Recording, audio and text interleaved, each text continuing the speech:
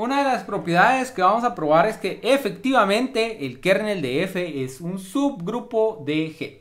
Y entonces para eso vamos a probar la definición de subgrupo. La definición de subgrupo me dice primero que este conjunto no debe ser vacío. Y este conjunto efectivamente no es vacío. Esto se debe a que el neutro de G pertenece al kernel de F.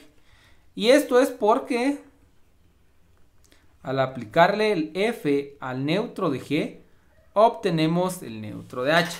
Recuerden que esa es justamente la definición de kernel. El kernel de F son todos los X que pertenecen al dominio, tal que cuando les aplico el F se convierten en el neutro del contradominio. Entonces, aplicarle F al neutro del dominio se convierte en el neutro del contradominio. O sea que ese es un elemento del kernel.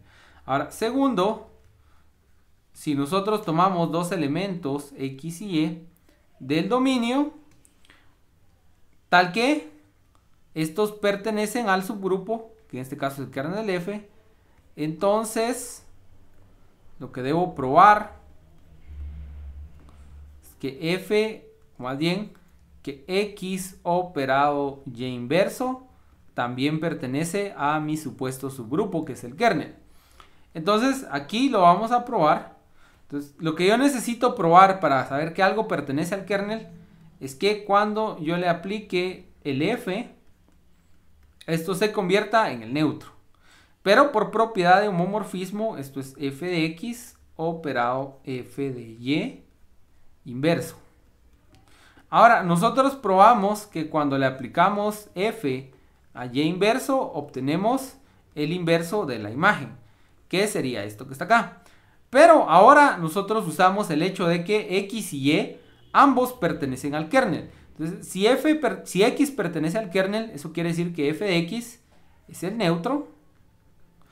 Y si Y pertenece al kernel, eso quiere decir que F de Y es el neutro.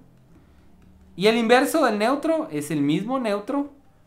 Y neutro por neutro es neutro.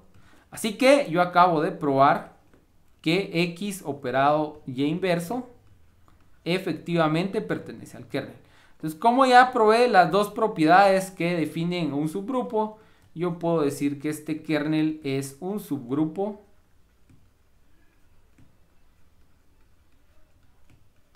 de G. Ahí lo tenemos, ya.